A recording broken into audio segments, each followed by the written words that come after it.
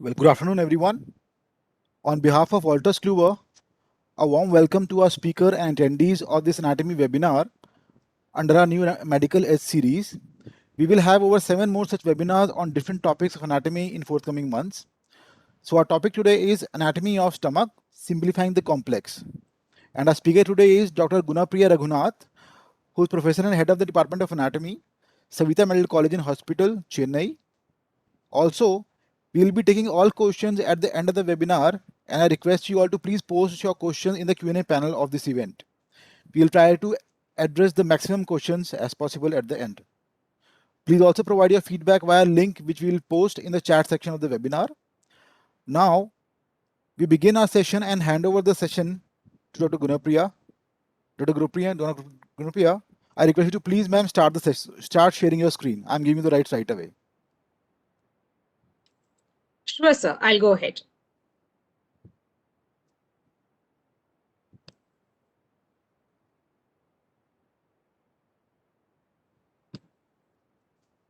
Ma'am, you may share your screen now. Yes, sir.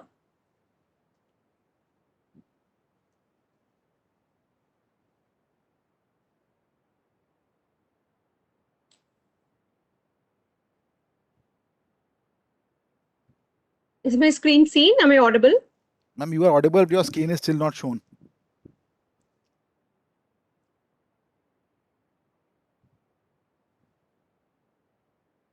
Is it seen now, sir? Yeah, ma'am. Yeah, it's coming, ma'am. You can start, please. Thank you.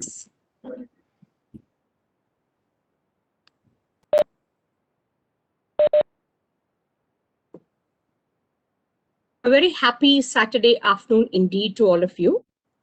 At the outset, I would like to place on record my humble thanks to Walters Kluwer for having given me this wonderful platform today. Good afternoon to all students, participants from various parts of the country for joining in today. Thank you very much. The topic for today is stomach. So stomach is a wonderful organ indeed. Stomach is an organ that allows you to eat whatever you like, any kind of food. It allows you to enjoy any volume of food because it can expand or distend and receive all that we swallow. At the same time, it can be subjected to damage to a great extent.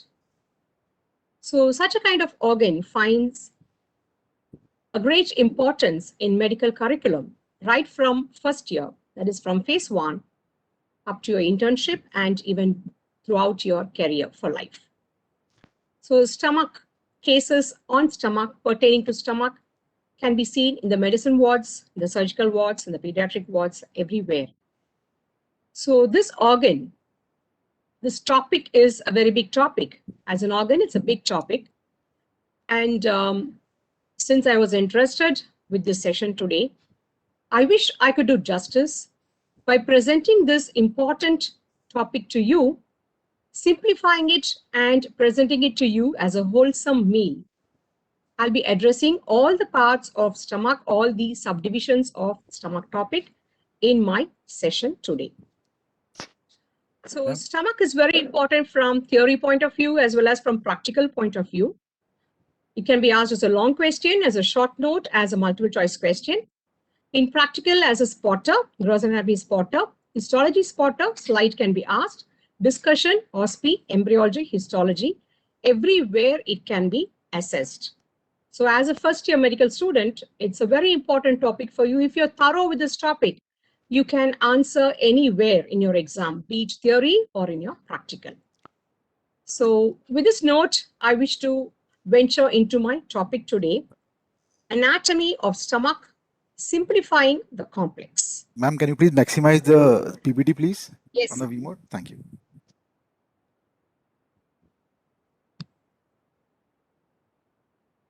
Is it okay now, sir?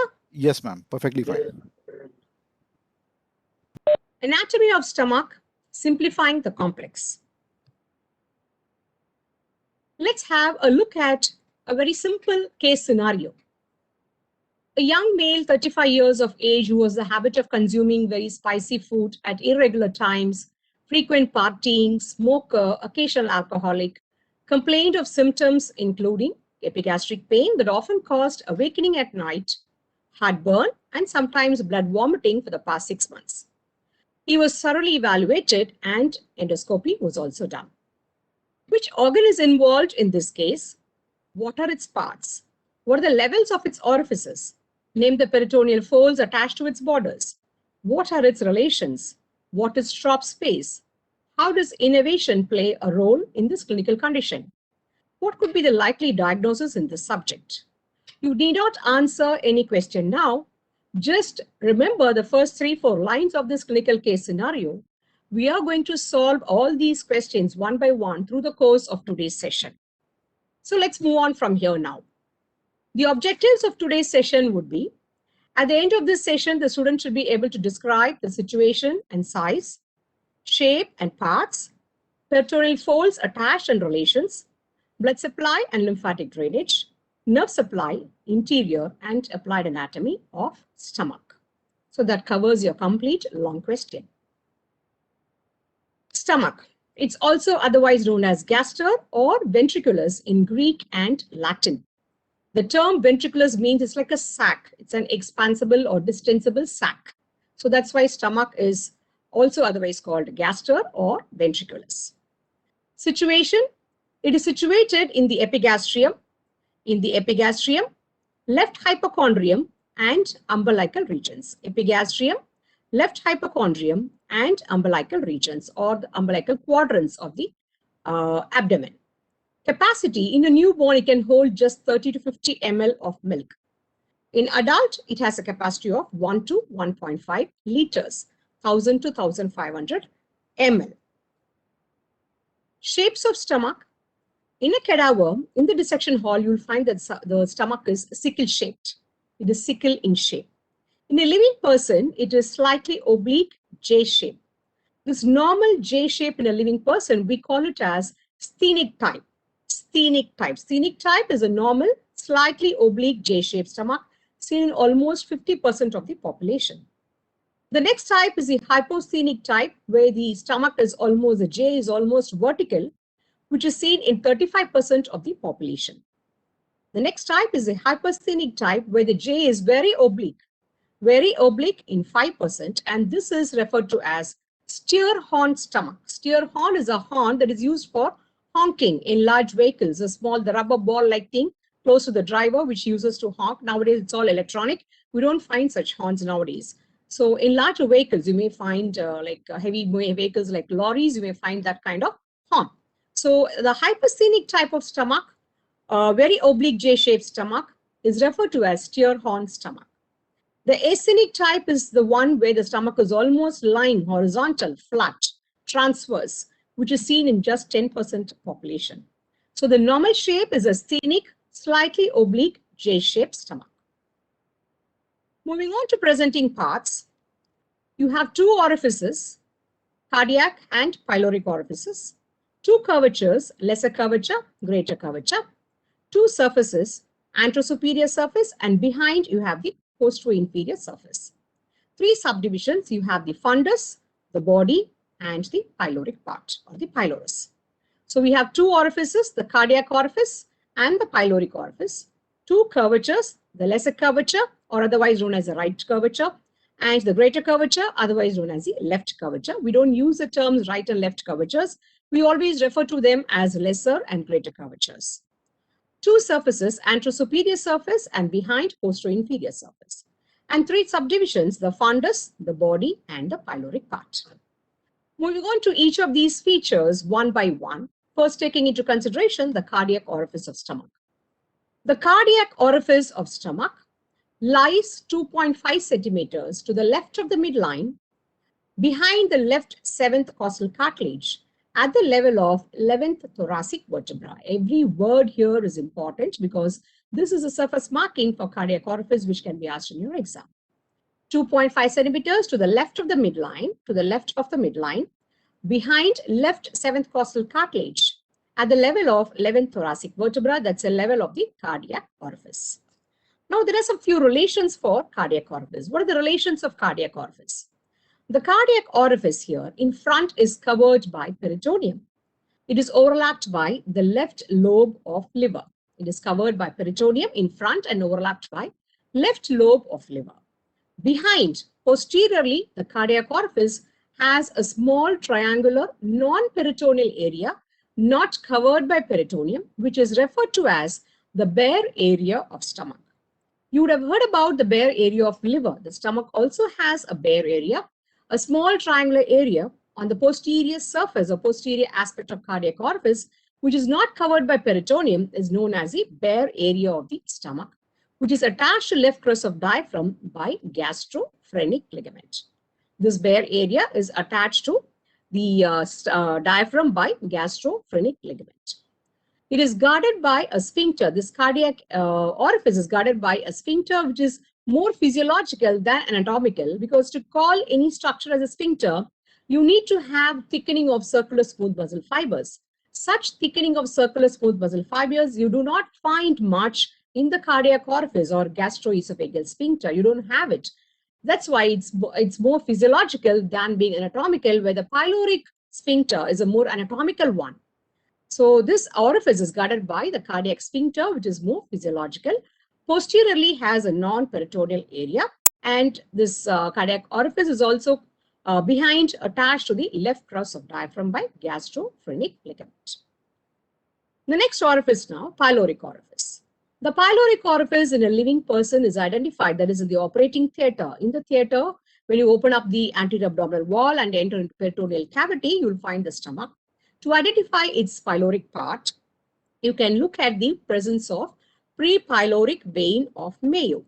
Prepyloric vein of Mayo is the key factor to tell you that that is the pyloric part or the pyloric sphincter of the stomach. Now, coming to its situation or surface anatomy or surface marking, it lies 1.25 centimeters to the right of the midline. To the right of the midline, at the level of lower border of L1 vertebra, in the supine posture, in the lying flat supine posture. It is thick, more superficial and movable than the cardiac end. It is thick, more superficial and more movable than the cardiac end, and it is a more anatomical sphincter than being a physiological sphincter. It does its role as well, but it shows the presence of thickening of circular smooth muscle fibers. Coming to relations of the pyloric orifice, in front it is covered by peritoneum. In front, it is covered by peritoneum of the greater sac and related to quadrate lobe of liver and falciform ligament. Behind, it is related to neck of pancreas, from which it is separated by lesser sac. It is guarded by an anatomical pyloric sphincter, which I mentioned to you earlier. Having finished with the orifices of stomach, the cardiac orifice and the pyloric orifice, we're now moving on to the curvatures of stomach. The curvatures, as I mentioned to you earlier, is a lesser curvature, which you can see here. The lesser curvature or the right margin or the right curvature of the stomach gives attachment to a peritoneal fold known as a lesser omentum. Lesser omentum connects the lesser curvature of the stomach with the porta hepatis of liver. It is just anchoring the neighboring organs to hold them in normal position within the abdominal cavity. Within that abdominal cavity, we have so many organs of various sizes and various weight or mass. So all these need to be attached to each other to keep them in normal position. That's the reason why we have all these peritoneal folds attached to various organs in the abdominal cavity. Lesser curvature gives attachment to lesser omentum, which connects the stomach with the liver, porta hepatis of the liver. The next one is the greater curvature. The greater curvature begins from the cardiac orifice. It includes a cardiac notch there, a depressed area known as a cardiac notch. Then rises above to form the fundus of the stomach, turns downwards and to the left and continues down up to the pylorus. So that is the left curvature of the greater curvature. The greater curvature gives attachment to three ligaments: gastrophrenic ligament, which connects the fundus of stomach with the left side of diaphragm; gastrosplenic ligament, which connects the left side of the stomach or the left side of the fundus of the upper part of the body with the hilum of spleen; and greater omentum, which connects the rest of the greater curvature with the transverse colon. So greater curvature gives attachment to three peritoneal folds: gastrophrenic ligament with the diaphragm, gastrosplenic ligament with the spleen, greater omentum with the transverse colon. Moving on to subdivisions now, the most important part. The The stomach is subdivided into fundus, the body, the major part, and the pyloric part. The pyloric part consists of three subdivisions: the pyloric antrum, the enlarged or distended pyloric antrum, the pyloric canal, and the pyloric sphincter. The pyloric sphincter, otherwise a pylorus also. So the fundus is the raised part or the part of the stomach which is lying at a very high position just on the undersurface of the left dome of diaphragm. The fundus normally contains 50 ml of air. Air always assumes a higher position. So the fundus is normally filled with 50 ml of air always for all of us. So fundus is the highest part of the stomach. The rest of the major part is known as the body. Coming to pyloric part, before we go to the pyloric part, the lesser curvature, if you see, if you trace it along its most dependent part or the lowest part, it shows a depressed area known as angular incisure. Angular incisure is a depressed point on the lesser curvature at its most dependent part. The greater curvature, if you trace close to the pyloric part, it shows a distension here known as the pyloric antrum. Or beyond the angular incisure, it shows a distended part known as pyloric antrum, followed by pyloric canal. In between these two, there is a narrow sulcus known as sulcus intermedius. And then comes your pyloric sphincter. The pyloric sphincter or the pylorus, which is going to regulate the discharge or the discharge of contents from stomach or the emptying of the stomach contents. And this pyloric sphincter on the operating table can be identified, already we mentioned a point, by the presence of prepyloric vein of Mayo on its anterior surface. At the same time, there's also a circular sulcus running on its anterior surface. That sulcus also acts as a clue for the operating surgeon to identify the pyloric sphincter of the patient. Now come to surfaces. Anterosuperior surface.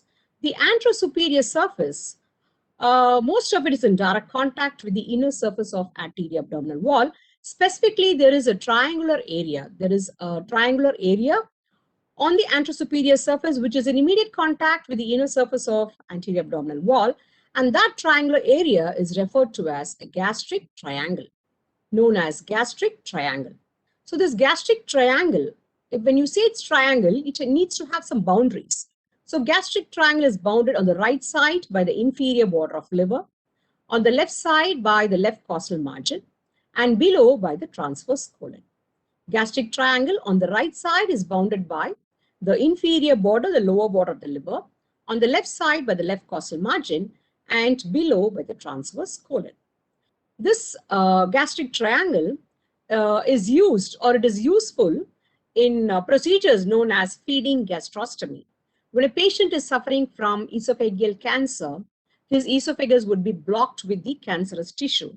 But the nutrition has to be maintained. Nevertheless, the nutrition of the patient, we can't allow the patient to die until the time reaches. So we need to maintain the nutrition of the patient. And the nutrition, instead of maintaining it through the intravenous line, it's better to maintain it through the gastrointestinal system. The enteral route, not the parenteral route, the enteral route. So to maintain the nutrition, porridge, very thin porridge, milk, all that can be given by making an opening in the anterior abdominal wall, in all the layers of the anterior abdominal wall, and open up into the anterior wall of the stomach through its anterosuperior surface, through the gastric triangle, which is lying immediately behind the anterior abdominal wall. So make an opening, insert a sterile tube, and leave it there. Leave the tube there so the patient or the attender can feed it by themselves. So this is used, the feeding gastrostomy. It is known as feeding gastrostomy. Gastrostomy, ostomy is making an artificial opening. Gastrostomy in the stomach, opening made in the stomach, feeding for the purpose of feeding nutrition. So feeding gastrostomy is done in esophageal obstructions due to malignancy of esophagus. So in which case this gastric triangle is utilized, and this gastric triangle, the reason why it is utilized, it is in direct contact with inner surface of the anterior abdominal wall. So approach becomes very easy. You are not going to hinder with or damage any other organ except the stomach. You're going to enter directly into cavity of stomach. And this gastric triangle is related to the anterosuperior surface of stomach. It is immediately behind the posterior surface of anterior abdominal wall, being bounded on the right side by lower border of liver, on the left side by left costal margin, and lower down by the transverse colon, utilized for feeding gastrostomy. There is something called as trough space. Now, what is this trough space? This trough space is a space that is overlying the fundus. It's a topographic space overlying the fundus, which gives a tympanic note on percussion. I'm sure all of you know what is percussion. We do like this. They must have taught you in your institutions. Percussion, especially in physiology, they must have taught you in system examinations if you've done it online. So this is percussion, what is done on the middle finger with your right middle finger, right side middle finger, hitting on the left side middle finger. On the middle phalanx, that is percussion. So trough space is a space that is overlying the fundus. It's a topographic area overlying the fundus, which gives a tympanic note when you percuss. So it has a four-sided boundaries. The boundaries are: above you have the lower border of the left lung, below you have the left costal margin, right side you have the lower border of the left lobe of liver, and left side you have the spleen. So trough space is a topographic space overlying the fundus of stomach, which gives a tympanic note on percussion. It is bounded above by the lower border of the left lung, below by left costal margin, to the right by the lower border of the left lobe of liver, and to the left by spleen. This trough space, this space is obliterated in some clinical conditions. So when you percuss, instead of getting a tympanic note, if you get some other kind of note, then that means there is some problem with that area. There is some pathology in that area. So this space gets obliterated in enlargements of liver, spleen, and in pleural effusion. So when there is an accumulation of fluid in the pleural cavity, when there is enlargement of the bordering or the neighboring organs, liver and spleen, when there are enlargements, this space is said to be obliterated.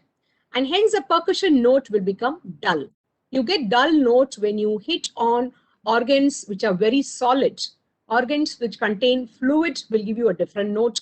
Organs which contain air will give you a different note on percussion. Organs which are very solid masses will give you a different note.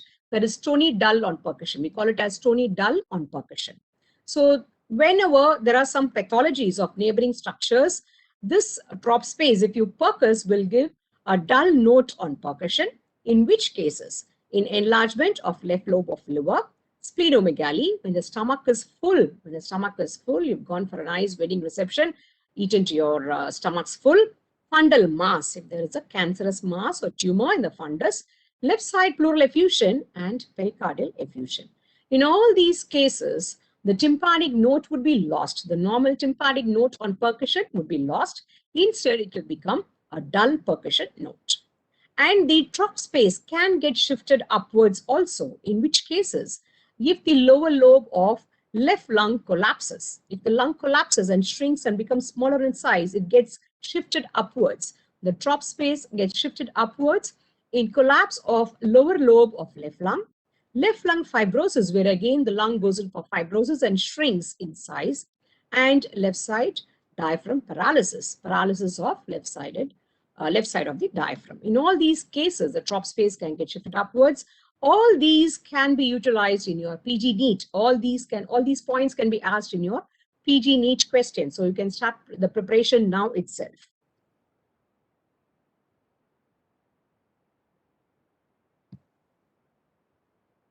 Moving on, so we finished with the anterosuperior surface. We are moving on to the posterior-inferior surface now.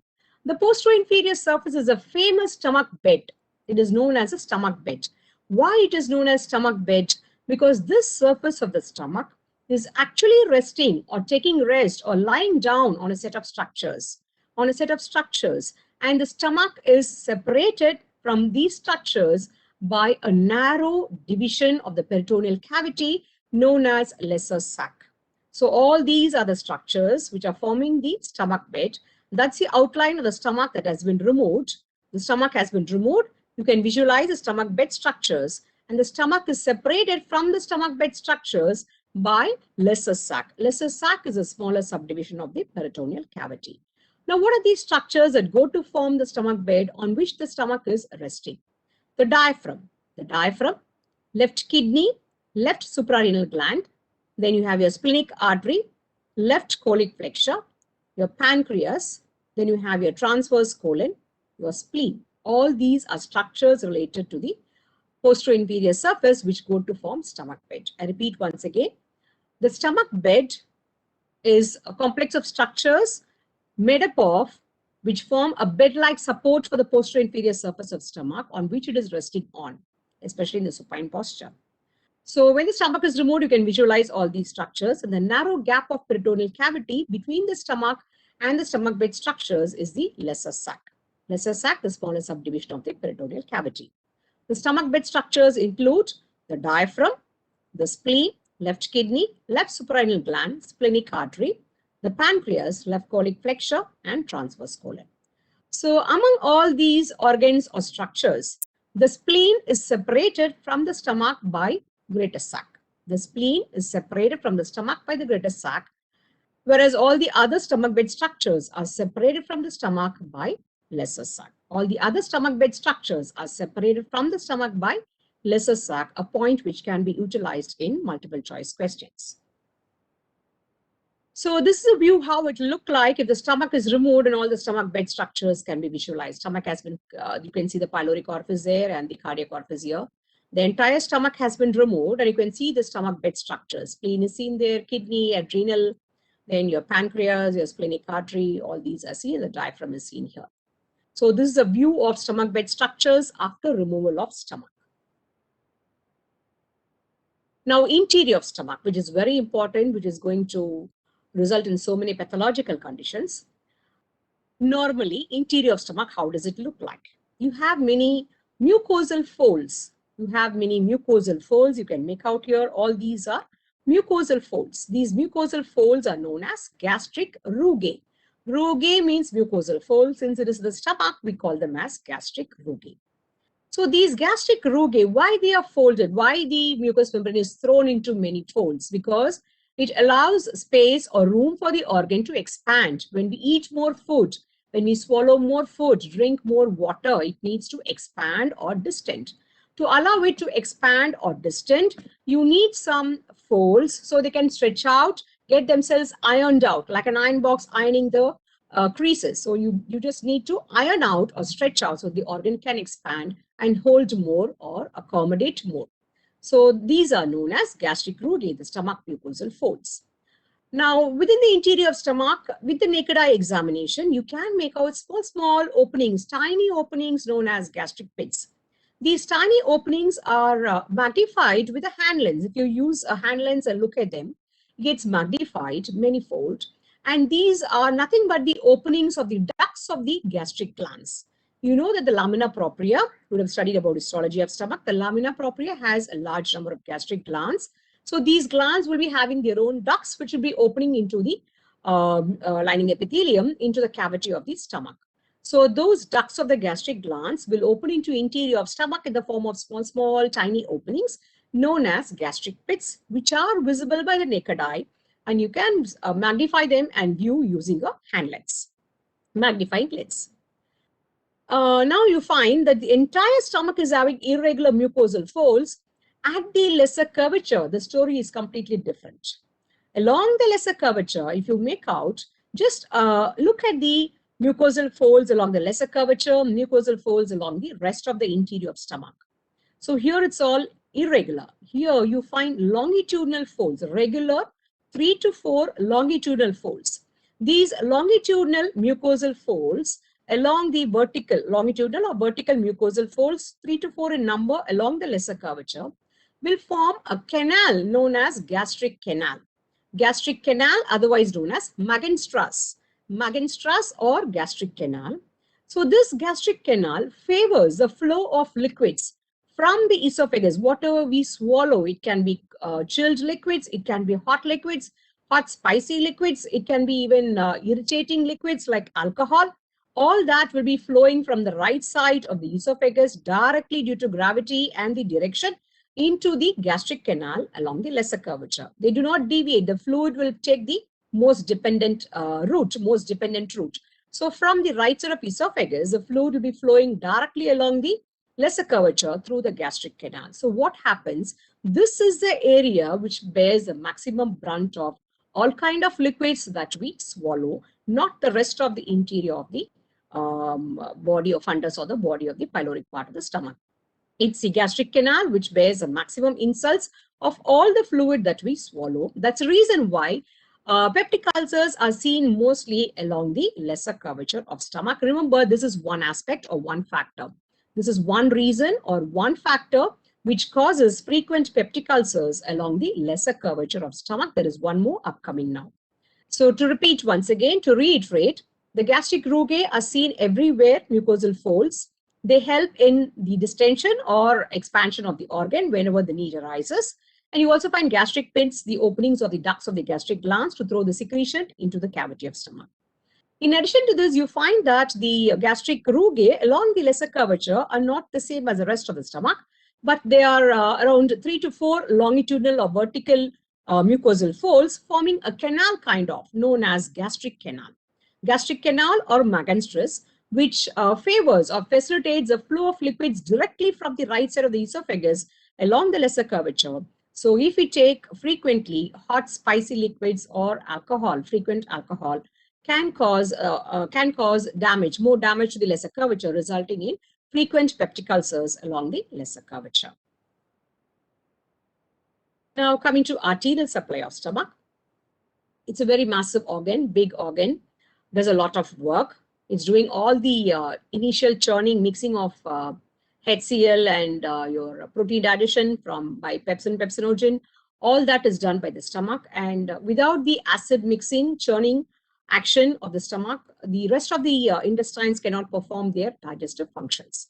So it's very important in the digestive system. So this organ needs a large amount of arterial supply. So it is supplied by all these entire set of arteries here. Left gastric artery, you find the left gastric artery here. Left gastric, the celiac trunk will be supplying through most of its branches. So that's the celiac trunk. You can find the left gastric artery, splenic artery, and the common hepatic artery arising from the celiac trunk, and that's the abdominal aorta. So the left gastric artery is a principal artery of the stomach which takes care of the lesser curvature. And then you have the right gastric artery. Right gastric artery is a branch of common hepatic artery which also supplies the lesser curvature of stomach. From below, the right gastric artery supplies. From above, the left gastric artery supplies. Followed by left gastroepiploic artery, branch of splenic artery along the greater curvature. And the right gastroepiploic artery, a branch of gastroduodenal artery, which supplies the rest of the greater curvature. And then you have short gastric arteries to supply the fundus arising from the splenic artery. And posterior gastric artery arising from splenic artery will exclusively take care of the fundus of the stomach. Posterior gastric artery is a branch from splenic artery exclusively which takes care of the fundus of the stomach. So to reiterate, the left gastric artery is the main arterial supply to stomach. It forms a principal artery of stomach, a branch of celiac trunk. The right gastric artery, a branch of common hepatic artery, takes care of the lower part of the lesser curvature, along with the left gastric artery, which takes care of the upper part of the lesser curvature. Followed by left gastroepiploic artery from the splenic artery, right gastroepiploic artery from the gastroduodenal artery, both taking care of the greater curvature of the stomach. Then you have short gastric arteries and posterior gastric arteries arising from the splenic artery to take care of the left side of the stomach and the fundus of stomach. Now, something is very peculiar to stomach, mode of arterial supply. Why we need to know about mode of arterial supply? These arteries are outside the organ. The outermost layer of the organ is your adventitia. You have mucous membrane, then you have submucosa, muscularis externa, and outermost serosa or adventitia. So all these arteries are lying outside. So they need to pierce the adventitial coat or serous coat to enter inside. How will they enter inside? They have to pierce layer by layer. From outside to inside they go. These arteries will have to pierce the adventitia, muscularis externa, submucosa, finally your mucosa. And we all know that this organ is going on churning. It is churning, it is constantly contracting, especially after you take a meal, you eat something. It needs to mix whatever you've ingested with adequate amount of hydrochloric acid. For that purpose, it has to mix. It acts like a mixie, like a mixer blender jar that we use at home in the kitchen. It exactly acts like a mixie and keeps churning the food and the acid to mix well so that it can be thrown out through the pyloric orifice into duodenum for further digestion. For that purpose, the stomach musculature is constantly contracting and our arteries will have to pierce the adventitial coat and then pass through the muscularis externa where the muscle fibers are constantly contracting. So when the arteries, vessels are passing through muscle fibers which are constantly contracting, the arteries can get kinked or obstructed or blocked. The blood flow through these arteries can be blocked or obstructed by the constantly contracting muscle fibers in the muscularis externa of the stomach. So to avoid this, nature or God, whatever you call, what has it provided to us? The vessels of the stomach or the arteries of the stomach on reaching the outer adventitial coat will break up into multiple branches. They'll break up into branches. They will anastomose again to form a plexus, a vascular plexus. Again, they'll break up into branches, pass through muscularis externa. Again, they'll reach a submucosa and form a plexus there. So they anastomose, break, again form new branches, anastomose, break, again form new branches. So this is known as submucosal arterial plexus of stomach. Submucosal arterial plexus of stomach, which is seen almost throughout the entire stomach. I reiterate once again, the arteries that are passing through the layers of stomach can be obstructed or blocked. Blood flow can be stopped or blocked by the constantly contracting muscle fibers in muscularis externa. So nature has provided a preventive mechanism for that, so that when the moment the artery enters the adventitial coat, it breaks up into multiple branches, into smaller branches. They reunite once again to form a plexus, reach the muscularis externum, again form many branches, reach the submucosa, and again break up, form plexus, break, form plexus, break, and finally reach the innermost layer, which is your mucous membrane with the innermost layer lining epithelium. The innermost layer of the mucous membrane is your lining epithelium. So thus it covers a blood supply or arterial supply to all the layers of the stomach wall. Now, this kind of arterial or vascular plexus formation is lacking to a great extent along the lesser curvature. Along the lesser curvature, the entire stomach has this vascular plexus formation except along the lesser curvature. So what is the danger or risk the lesser curvature is exposed to? Ulcer formation is easily here along the lesser curvature because the arteries from the adventitial coat entering the inner layers of stomach can be obstructed by the constantly contracting muscle fibers of muscularis externa. So when the artery gets blocked, that area is deprived of its arterial supply. So when there is a reduction in the arterial supply, the tissue there will go in for ischemic necrosis. So what is ischemia? What is ischemia? Ischemia is lack of blood supply. Ischemia is lack of blood supply. Necrosis is death of tissue. So death of tissue occurs as a result of lack of blood supply, and that is known as ischemic necrosis, which occurs commonly along the lesser curvature because vascular plexus formation is missing along the lesser curvature. That is one more reason why this frequent ulceration occurs along the lesser curvature of stomach. Ischemic necrosis, that's obviously your peptic ulcer formation in the mucous membrane of stomach. So we saw already one more reason, and this is your mode of arterial supply. Gastric canal favors formation of peptic ulcers along lesser curvature, and lack of vascular plexus along the lesser curvature also favors the frequent formation of peptic ulcers along the lesser curvature. Now, moving on to venous drainage of stomach, it's very simple. If you find most of these are branches of celiac trunk, so the accompanying veins will be either draining into the splenic vein or into superior mesenteric vein, and finally they'll all be pouring the venous blood into portal vein. So right and left gastric veins, left gastric vein, right gastric vein, right and left gastroepiploic veins, and short gastric veins, prepyloric vein of Mayo. So all these would be draining either into splenic vein or into superior mesenteric vein, and finally they'll be reaching the portal venous system. So that's about the venous drainage of stomach. Moving on to lymphatic drainage, clinically very important because stomach cancers do spread via lymphatics. They can spread through blood, which is known as hematogenous spread. You must have known about cancer spread by now. Cancers can spread through two routes. One is through blood circulation, that is known as hematogenous spread. The other one is through lymphatic spread, which is known as lymphatic metastasis, lymphatic metastasis of any organ, primary organ. So lymphatic drainage of stomach plays a very important role in the spread of stomach cancers through the lymphatics. So here we divide the stomach comfortably into the area along the lesser curvature, the rest of the body, left side upper part, left side lower part, and then the pyloric part. So lesser curvature, left side upper part, left side lower part, and pyloric part. The lesser curvature, lymphatics will be draining mostly into left gastric nodes. The left side of the body, most of the fundus, the upper part will be draining into pancreatico-splenic nodes. From there, they can drain to splenic nodes, and from there into celiac nodes. The lower part of the body, up to the fundus, will be drained by right gastroepiploic nodes, and then the pyloric part will be drained by pyloric nodes, and that will be drained finally into hepatic nodes and finally into celiac nodes. Ultimately, all of them will be draining into celiac nodes. So lymphatics from lesser curvature will be draining into left gastric nodes. Lymphatic from the left side of the body and fundus, the upper part will be draining into pancreatico-splenic nodes. Lymphatics from the lower part of the left side of stomach will be draining into right gastroepiploic nodes, and lymphatics from the pyloric part will be draining into pyloric nodes, finally into hepatic, and then into celiac nodes. Now, this is a very important thing we need to know about the peculiarities of lymphatics of stomach.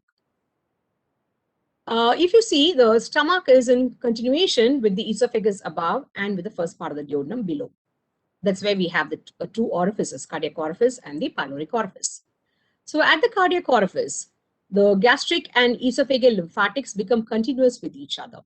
They are continuous with each other. The mucous membrane continues. What is the stratified squamous non-keratized epithelium of the esophagus will just change gradually, and then it will become simple columnar epithelium of the stomach. So at the cardiac orifice, the gastric and esophageal lymphatics become continuous with each other. At the same time, at the pyloric orifice, the gastric lymphatics rarely communicate with the lymphatics of the duodenum. Why? Due to the following factors. The lymphatics of stomach do not continue with the lymphatics of the duodenum, unlike your continuation with that of the esophagus, due to the following factors. Number one, there is a connective tissue septum in the submucous coat of the pylorus. So lymphatics cannot cross that connective tissue septum and proceed into first part of the duodenum. So gastric lymphatics are distinct, separate. Duodenal lymphatics are separate. They do not communicate with each other due to the presence of a connective tissue septum in the submucosal coat of the pylorus. Now coming to muscle fibers. The circular smooth muscle fibers of stomach are not continuous with the circular smooth muscle fibers of duodenum, although it's all a single tube. Stomach is an expansible or distensible tube. It then becomes a narrow tube known as the duodenum, the first part, proximal part of the small intestine. But at the same time, the musculature does not continue. The circular smooth muscle fibers of stomach are not continuous with the similar circular muscle fibers of duodenum. So that's another reason how the cancer cells cannot spread. And some longitudinal fibers of stomach go and reach the pyloric sphincter, and they reverse and turn inwards to form pyloric sphincter. The longitudinal muscle fibers of stomach reach the pyloric sphincter. They reverse, they make a U-turn, they reverse and form the fibers of pyloric sphincter. They do not become continuous with the longitudinal muscle fibers of duodenum. So these are the reasons why we need to know these reasons. These are the reasons why lymphatics of stomach lymphatics are not continuous with the lymphatics of the duodenum, and hence stomach cancer rarely spreads to duodenum. It usually has a tendency to spread to esophagus, above to esophagus, and not to the duodenum. So these are the hurdles that are placed so that the lymphatics cannot carry the cancer cells from the stomach to the first part of the duodenum, whereas spread of cancers from the stomach to the lower end of the esophagus is much more frequent and common. These points will be very interesting for students who are aspiring surgeons later in life in your career. Now coming to innervation of stomach. So what we know as peptic ulcer, what we hear as ulcer of stomach or gastric ulcer, peptic ulcer, all those are mainly due to the derangement of the innervation of stomach. Something is overstimulated, something is too much stimulated, due to which you have more acid secretion and more motility, which causes the formation of peptic ulcers. So now coming to normal innervation of stomach, you have sympathetic and parasympathetic. It is not under our control. So innervation or nerve supply of stomach is under autonomic nervous control. Now, sympathetic nervous system involves T6 to T10 spinal segments via greater splanchnic nerves, hepatic and celiac plexuses. And the sympathetic stimulation is vasomotor, motor to pyloric sphincter, which means it will close it tightly. Inhibitory to gastric musculature, it will not allow the stomach musculature to contract. Inhibitory to gastric musculature, and acts as a pathway for pain sensations from stomach. Now, parasympathetic would be just the opposite. The parasympathetic is derived from right and left vagus nerves. The 10th cranial nerve, right and left vagus nerves, you can make out here. These are the vagus nerves, right and left vagus nerves. It is inhibitory to sphincter. It's just the opposite, whereas sympathetic was motor to sphincter. This is inhibitory to sphincter and motor to gastric musculature. That means it helps the stomach musculature to contract more. It increases or favors motility of stomach. So that's a function of parasympathetic or the vagus nerves. Now, the parasympathetic innervation plays a very important role in the formation of stomach cancers, and also plays a very important role in the treatment of, not stomach cancers, stomach ulcers or peptic ulcers. It also plays an important role in the treatment of peptic ulcers. So anterior vagal trunk, we have two vagal trunks known as anterior vagal trunk and posterior vagal trunk. Anterior vagal trunk and posterior vagal trunk. Anterior vagal trunk is formed by left vagus nerve. Anterior vagal trunk is formed by left vagus nerve. It gives rise to three types of branches: hepatic branch, celiac branch, and anterior nerve of Lataget. The hepatic branch will supply the liver, gallbladder, and pyloric antrum. The celiac branch will join the celiac plexus.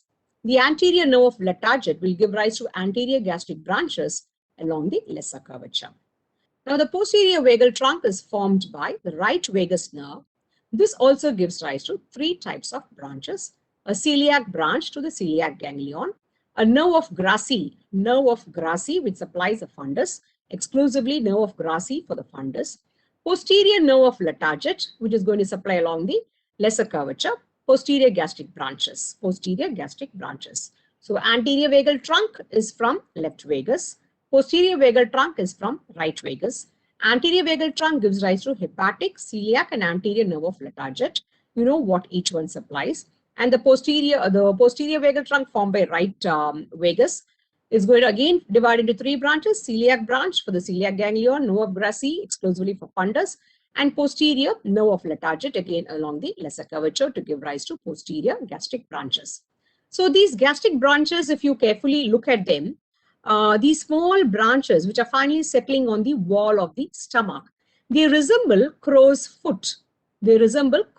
Have you observed a crow? You must have all observed a crow perching somewhere, isn't it? So the crow, this branching pattern, the anterior and the posterior gastric branches resemble the shape or the appearance of a crow's foot, and hence this is known as crow's foot pattern of branching of anterior and posterior gastric branches. Now, these nerves of Lataget supply the acid and pepsin secreting areas of stomach. The nerves of Lataget are the most important ones which supply acid and pepsin secreting areas of the stomach, which means they are involved mostly in the secretion of acid. Motility and synthesizing acid is governed by the parasympathetic innervation or vagal stimulation. So vagal stimulation is responsible for increased motility and acid secretion of stomach. Hence, what should we do as a part of treatment to treat peptic ulcers of stomach? We need to cut or sever or damage the vagus. So vagus is severed as a part of surgical treatment for peptic ulcers of stomach and duodenum. And that surgery is known as vagotomy. So vagotomy is done as a part of surgical treatment for gastric ulcer and duodenal ulcer. The types of vagotomy we're going to see in the upcoming slides.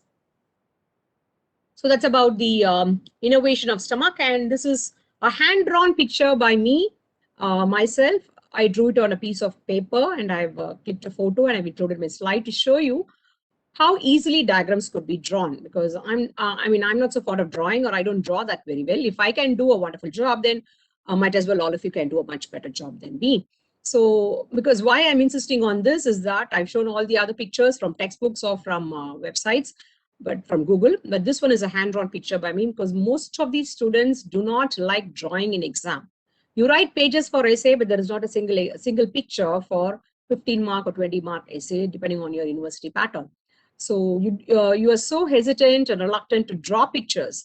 Pictures can be drawn very easily. You just need to practice them. So this is ligaments of stomach, the peritoneal folds that are attached to stomach. So that's lesser curvature. Then that's a greater curvature. So the lesser curvature gives attachment to your lesser omentum. The greater curvature gives attachment to gastrophrenic ligament, gastrosphenic ligament, and greater omentum. The cardiac orifice on its posterior aspect is not covered by peritoneum or any fold, and that is known as bare area of stomach. So these are the peritoneal folds in the form of ligaments attached to the various curvatures of stomach. Moving on to histology, I told you it will be a wholesome meal. It will be a simplification and wholesome meal. So just a slide on histology and just a slide on embryology as well. It's going to be a full, complete meal on stomach. An organ which accepts all your meal, and I'm going to present a wholesome meal today. So this is about the histology. Most of the gross part is done now. So now moving on to histology. Stomach histology is usually taught in two levels. One is a fundus of stomach and one is a pylorus of stomach. So basically it has 4 layers. Any GIT tubular structure will be having 4 layers. You have mucous membrane, otherwise known as mucosa. You have the mucous membrane or mucosa.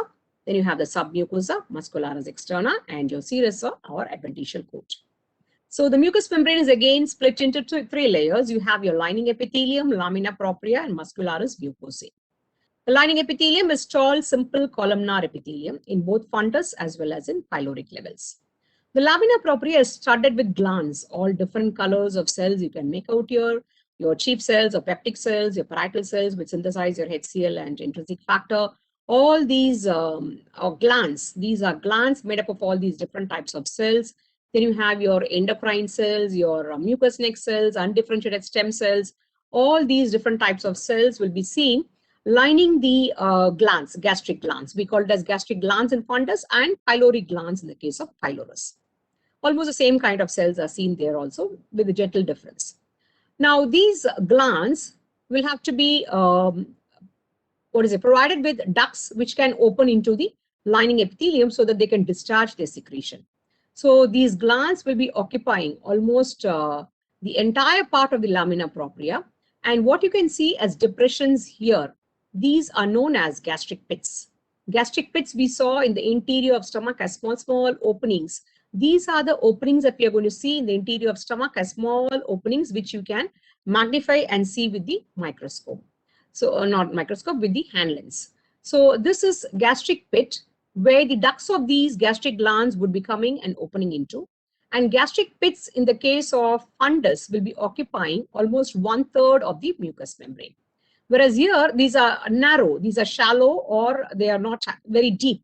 The gastric pits are shallow in the case of stomach fundus, whereas the gastric pits are very deep. The gastric pits are very deep in the case of stomach pylorus. So that's how you differentiate or identify the two.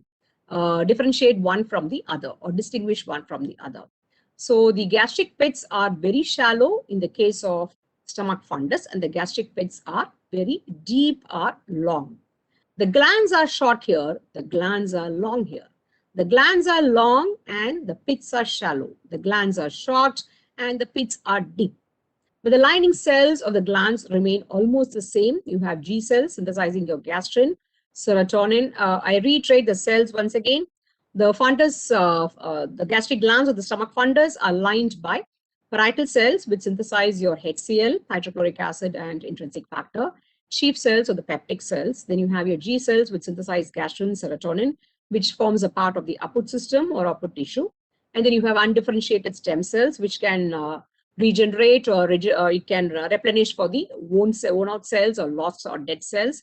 And you have mucous neck cells which produce mucus to safeguard the stomach's own mucous membrane or lining epithelium from the stomach's own acid. Almost the same cells are seen here also in a different ratio in pyloric glands. Only thing, the pyloric glands are short in height. And finally, you have your submucosa with the connective tissue, blood vessels, and nerve fibers. And you have your muscularis externa. So muscularis externa will be in bundles of fibers, and you'll be having your inner circular, outer longitudinal. You have another oblique layer also here with all these nerve plexus your Orbax and technoplexus here, admixed within the fibers of muscularis externa of the stomach, and the outermost is your serosa or adventitia, formed by the visceral peritoneum. So this is the histology of stomach fundus and stomach pylorus and how you differentiate the two slides. Moving on to development of stomach. Stomach develops from the foregut. So you know that the alimentary system develops from the gut, which is subdivided into foregut, midgut, and hindgut. The foregut gives rise to stomach. So stomach is derived from almost the end or distal part of the foregut. The remaining will be forming your first and second part of the duodenum. So it is from the lower end of the foregut. Initially, it develops as a fusiform dilatation. As a fusiform dilatation, it is formed from the lower end of the or the distal part of the foregut with an anterior border and a posterior border. With an anterior border and a posterior border, the fusiform dilatation is like this, standing like this. It then makes a 90 degrees rotation to the right side. It then makes a 90 degrees rotation to the right side. So what was the anterior border now goes to become the right border. What was the posterior border now goes to become the left border. So this is the fusiform dilatation of the foregut forming the stomach with an anterior border and a posterior border. It makes a rotation of 90 degrees to the right side. The anterior border goes to form the right border and the posterior border goes to form the left border. So this anterior border, which moves to the right side, is your lesser curvature. Your lesser curvature is giving attachment to ventral mesogastrium, which later is going to form your lesser omentum. The greater curvature, left side, the left margin of the border, the posterior border, which goes to the left side, is going to form your greater curvature. And this greater curvature is giving attachment to dorsal mesogastrium, and that goes to form your gastrophrenic ligament, gastrosplenic ligament, and great omentum. If you know this much about the development of stomach, normal development is more than sufficient. You just need to know how it develops, from which subdivision of the foregut it develops, what borders it has initially, how it makes a rotation, how the borders change their orientation, what are the mesogastric folds attached to each of them, and what is the fate of those mesogastric folds. What happens to ventral mesogastrium? It becomes the lesser omentum, attaching to lesser curvature. What happens to dorsal mesogastrium? It forms gastrophrenic ligament, gastrosplenic ligament, and great omentum, all three being attached to greater curvature of stomach. Now, moving on to the investigatory procedures of stomach. Earlier, I think maybe some 35, 40 years back, Barium-Meal series was the most important investigative procedure that was resorted to diagnose various pathological conditions of stomach. Barium-Meal series, you need to give the barium solution, barium sulfate, 400 ml to the patient to drink, and then take serial pictures, x-rays or radiographs to diagnose the various conditions of stomach. But maybe in the early 80s, with the advent of endoscopy gives you the opportunity to directly visualize the interior of the organs. So interior of the GIT can be visualized using endoscopy. Almost for all the tubular organs, tubular systems or tubular tracts of the body, we have scopy instruments. So endoscopy, with the advent of endoscopy, there was the greatest advantage of directly visualizing the interior and the mucous membrane of the organ involved in GIT. So stomach also, its interior can be visualized directly by utilizing this equipment. It's much more advanced now, and this is a gastroscopy instrument. And that's how the scope will be having a self-illuminated device. It goes in those light there, asks the patient to swallow it. You cannot sedate the patient, he has to be awake. You have just swallow. There'll be some hesitation or hindrance here in the cricopharyngeal sphincter level. Ask him to swallow. It slips inside and goes in. It's a highly flexible fiber optic endoscope. And in case of any foreign body swallowed by children, very young children can swallow anything what they get hold of in their hands or fingers. So here you can find there's a needle here, which is sticking on to the mucous membrane of stomach, and there's a forceps going there through the endoscopy instrument, trying to pick the needle and pull it out. So all this is possible only if you have an endoscope instrument there. You can go inside and remove that foreign body, which might be harmful to the life of the child, or it may endanger the life of the child. At the same time, if there is any cancer or malignant tumor, if you're able to visualize through the endoscope, using the same forceps, known as crocodile forceps, using the same forceps, you can take a small bunch of the tissue for biopsy.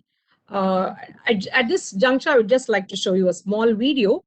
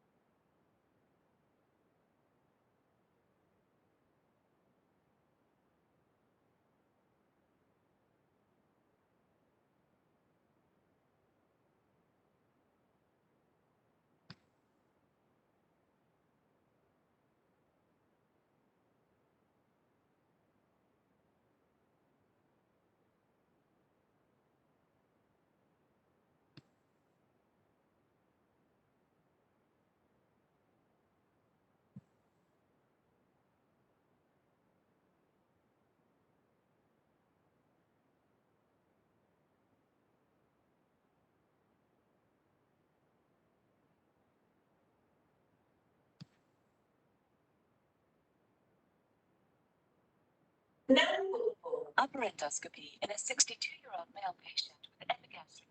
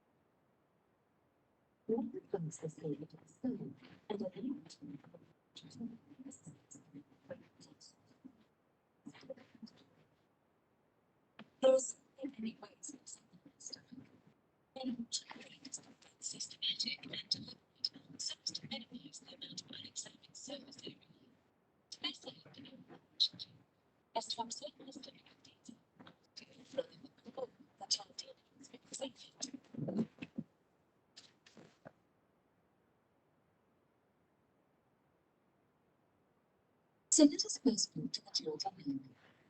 The plan on this is exactly close and particular attention may be given to juggling sex.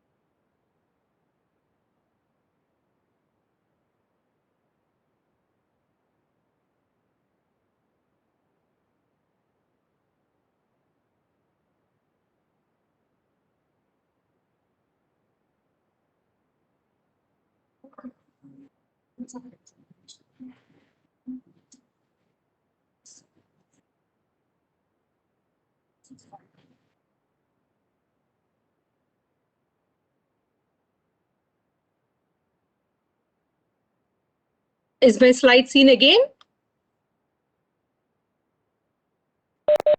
Not yet, ma'am. Not yet.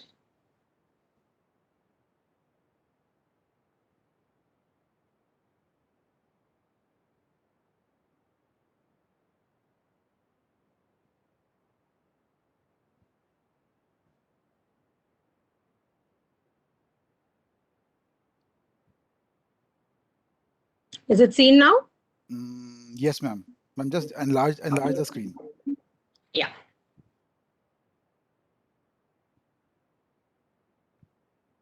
So I think that was nice to watch for about 5 minutes, the entire procedure of endoscopy, how it's done by the surgeon.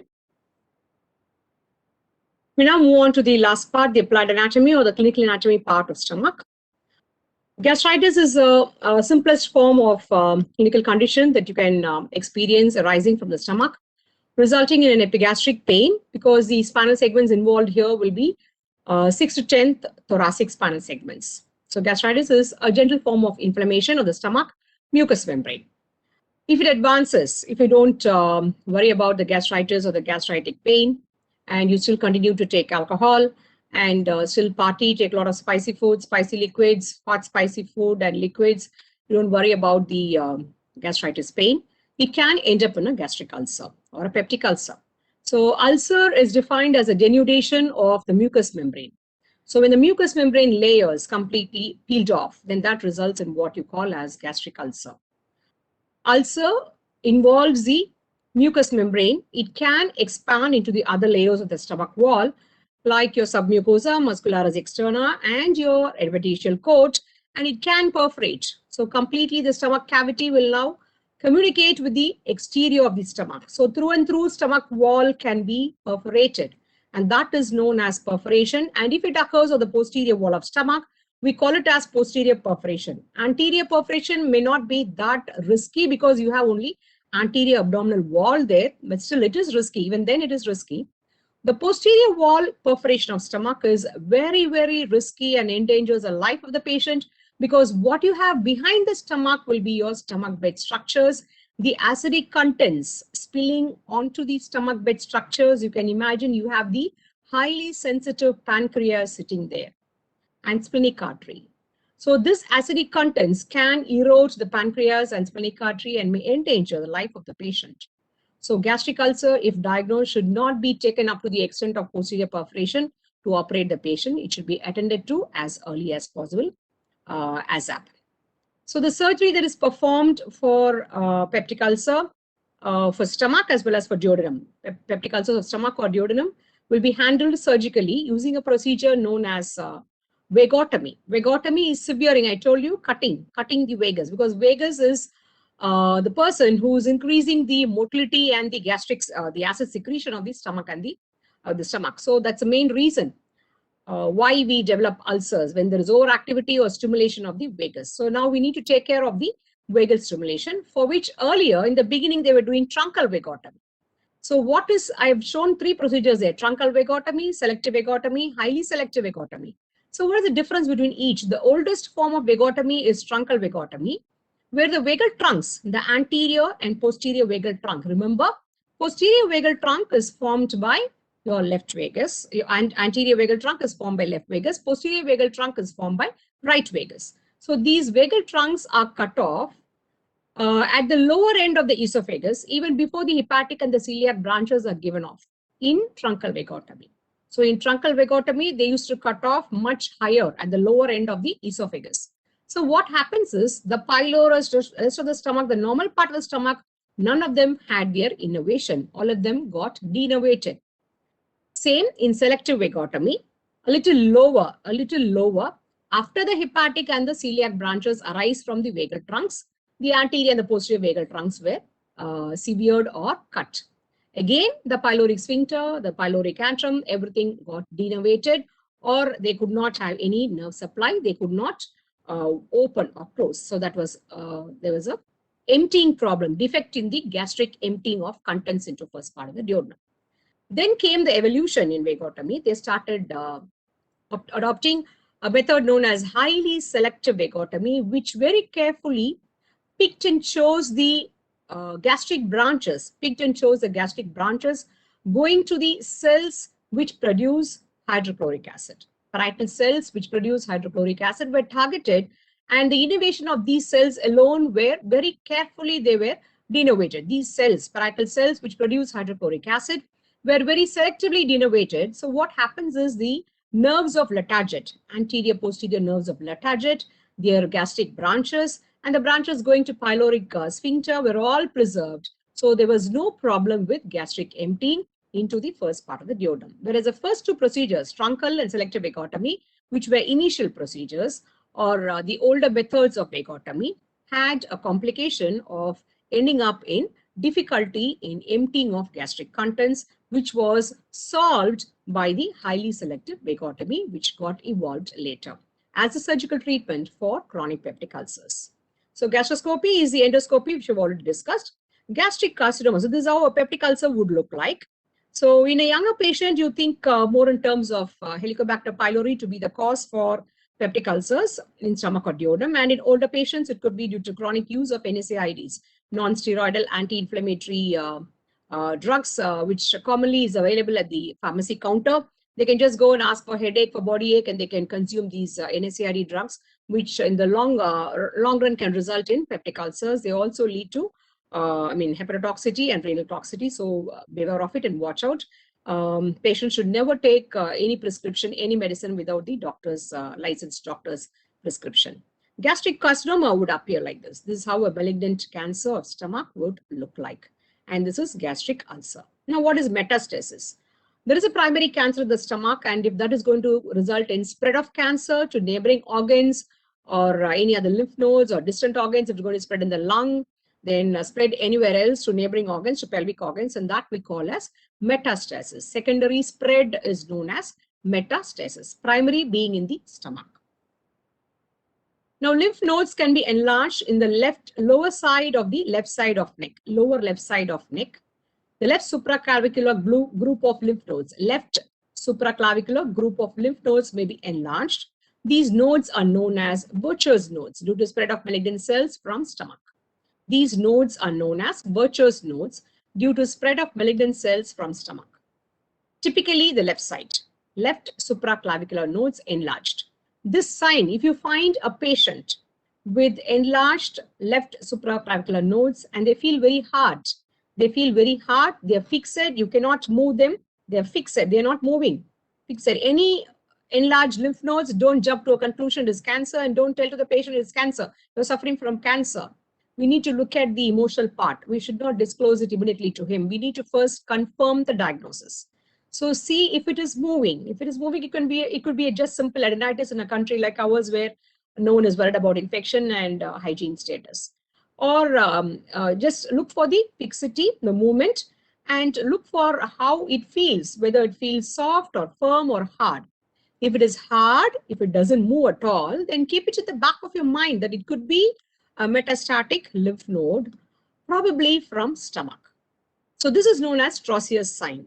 An organ with a primary cancer is indicating to you now in the lower left side of the neck in the form of enlarged left supraclavicular nodes, Butcher's nodes, and this sign is known as Trousseau's sign. And then you have to completely evaluate his stomach. If it's a male patient, also look for the left testis, because left testis also can metastasize in enlarged supraclavicular left side nodes. Likewise, in females, the ovaries can also metastasize in the same group of nodes. So this primary stomach cancer resulting in spread to the left supraclavicular nodes, the form of Butcher's nodes, is known as Trousseau's sign. Then you have a condition known as congenital hypertrophic pyloric stenosis, which occurs in newborn babies in around 3 to 5 weeks. They have projectile vomiting. So from the term itself, you know pyloric stenosis. The pyloric sphincter is completely stenosed. The baby is not able to move the gastric contents, the milk, into the first part of duodenum, so it throws up. Every time it drinks milk, there is no emptying into duodenum, so the baby throws up in the form of projectile vomiting. This condition is known as congenital hypertrophic pyloric stenosis. And this is due to hypertrophy, hyperplasia of the circular smooth muscle fibers of pyloric sphincter, which needs to be addressed surgically. And it can be rectified completely. Gastrectomy is a procedure. Ectomy means removal of any organ. Ectomy, gastrectomy, removal of the stomach. So removal of stomach is done for stomach cancers. It can be partial, it can be total. So if it's partial, a small part is left behind for the digestion to occur, for some amount of digestion to occur with the diet restriction. If it's a total gastrectomy, then there'll be a shunting done from the esophagus directly to duodenum or even to the jejunum. Esophageal can be done, and the patient should be mostly on liquid diet. If the complete stomach is removed, mostly he'll be advised to be on liquid diet. So that's about gastrectomy, and there's a picture how the pyloric stenosis can be seen normal, and here is completely hypertrophied hyperplasia of the pyloric sphincter. So now we have come back to the clinical case scenario. I think we have done with the complete session now. So which organ is involved? It's stomach, of course, the parts, levels of orifices, pectoral folds, relations, drop space, significance, innovation role in clinical condition. This clinical condition is peptic ulcer or gastric ulcer. Likely diagnosis is again peptic ulcer of stomach or gastric ulcer. So having gone through the session today completely, you must be finding it very easy to answer all these questions. So this is how you should go through every topic in anatomy. So with this, I come to the end of the session, and I would like to express my profound thanks to the management and administration of Savitha Medical College and Hospital for always giving me the liberty to take part in such events. And I wish to express my profound thanks to Wolters Kluwer for having given me this wonderful opportunity today, and students and faculty for taking your time out today and for logging in and joining and staying on with me for all this 1 hour or more. So thank you very much. And finally, I thank God for making all this happen. Thank you so much. Thank you. Thank you, ma'am. Thank you so much for Eat your a time healthy today. food. Yes, sir. And Just yes, a second, ma'am. sir. Yeah, sure. I request all the students, all faculty, all gathered here to eat healthy food, maintain the health of your stomach, to maintain a healthy life also. Thank you once again. Thank you, ma'am. Thank you so much for your time today. And yes, although we don't have much time, but there are few questions that has come up, in our Q&A session. So maybe I'll just say a few of the questions which we can do it. So the question like how to identify different part of stomach endoscopically. The fundus is very close to the cardiac orifice. The endoscope instrument can be run through the cardiac orifice, and just adjacent to it on the left side will be the fundus. And along the fundus, if you just go down, track down, that becomes the greater curvature of the body. So if you go along the right side of the esophagus, you'll be going along the lesser curvature. And finally, as you keep slipping down the endoscopic tube, it will reach the pyloric sphincter. At one particular point, the sphincter will not allow the endoscopic tube to enter further. So that will be your pyloric sphincter. If you go along the right side of esophagus, you'll be going along the lesser curvature. And finally, you would reach the pyloric sphincter. If you go towards the left side of cardiac orifice, you'll reach the fundus and the greater curvature. And finally, you would reach the pyloric sphincter again. That's how you identify. Okay, ma'am. The another question is, what is Barrett esophagus? Barrett esophagus is a very narrow esophagus, sir. It's a very narrow esophagus, which results in esophageal obstruction. And reconstructive plastic surgeries can be done, taking a part of the small intestine to be anastomosed with the esophagus.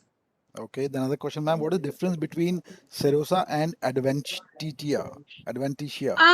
Both are same. They are just two different synonymous terminologies. Both are same. Okay. Serosa and adventitia both are same. Okay, ma'am. There's another question which is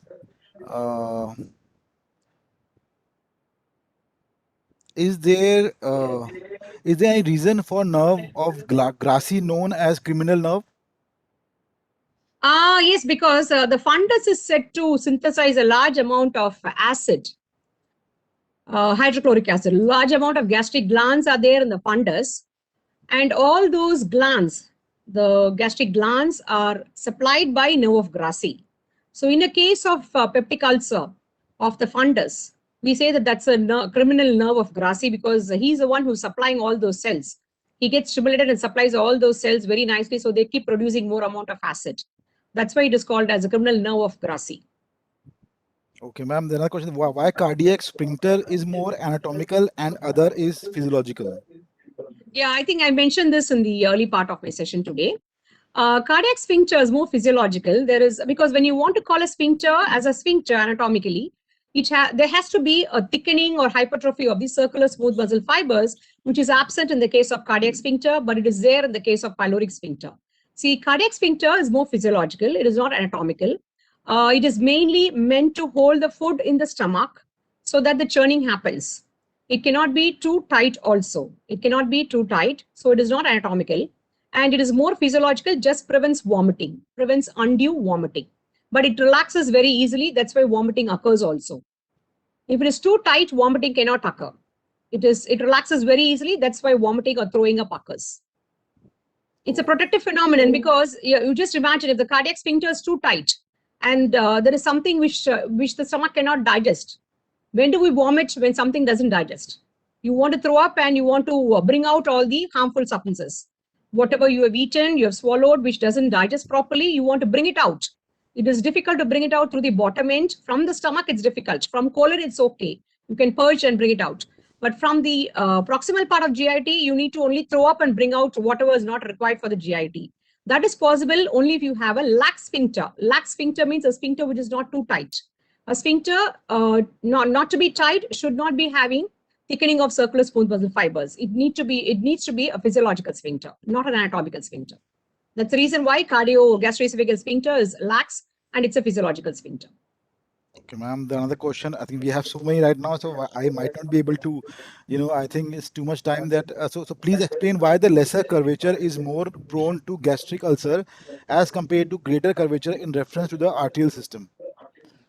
Yeah, in reference to arterial system, there is a nice vascular plexus formed in the various layers. The arteries enter the stomach wall from outside, from the adventitial cord or the serosal cord. They enter from outside. As they go inside, I told you the motility of the stomach is by the contraction of the muscle fibers of muscularis externa. So when those fibers are constantly contracting, the arteries are passing by inside, they will be obstructed. So nature has provided a vascular plexus in such a way that once the arteries enter the adventitial cord, they break up into smaller branches, they join once again, they break up, they join, they break up, they join, forming a plexus, vascular plexus in the various layers in the stomach wall. So this prevents the obstruction of these arteries, thin arteries, even though the stomach is doing the churning mechanism, or even though the muscle fibers of muscularis externa are constantly contracting. So this protective phenomenon of vascular plexus formation is absent along the lesser curvature. So when the stomach is constantly churning, or when it is the muscularis externa muscle fibers are contracting, the arteries along the lesser curvature can be easily obstructed, resulting in a loss of blood supply to the mucous membrane. When there is a loss of blood supply, it automatically goes in for or results in ischemic necrosis, which is none other than gastric ulcer. Great, ma'am. So thank you. I think there are so many questions, so we can't ask more because we have another session, on the run by 4 o'clock. So, but still, I understand. So thank you so much, ma'am, for your time today. And there are a lot of feedback. It has come that we need to discuss more topics, and you rightly said there are more topics to be discussed. So I request you that be our guest, in our forthcoming webinar on anatomy, and I'll definitely be a part again with you. And I thank my attendees that we have over a very good number of attendees today's session. A very good feedback we have received. So thank you so much, and we'll have you again on our board again and to have such sessions in the future. Thank you so much, sir. It was a wonderful opportunity, and it was my privilege to be here today in this platform. And thanks once again to all of you and all the participants today. Thank you so much. Thank you. Thank you, ma'am. Stay safe, stay healthy. Thank you, ma'am.